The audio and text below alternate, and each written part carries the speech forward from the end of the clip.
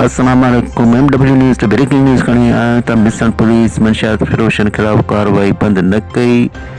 आविसर link road ते कार्रवाई कंदे हिक ॼणे खे गिरफ़्तार करे चालान करे छॾियो।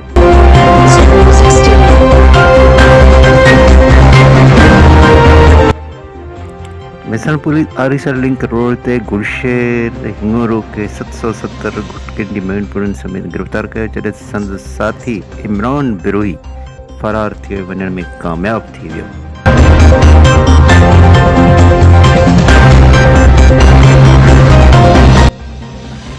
SSP टंडोलार सलीम शाह जी हिदायतुनि ते मंशियात फ़रोशन ख़िलाफ़ कार्रवाई जो अमल जारी आहे। जेसीं ताईं मंशिया जो ख़ात्मो न ईंदो तेसीं ताईं कार्रवाई जारी रहंदी।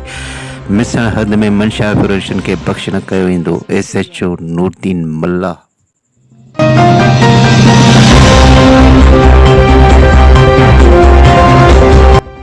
ईंदड़ ब्रेकिंग न्यूज़ ताईं हाणे असांखे इजाज़त ॾींदा। अल निगहबान।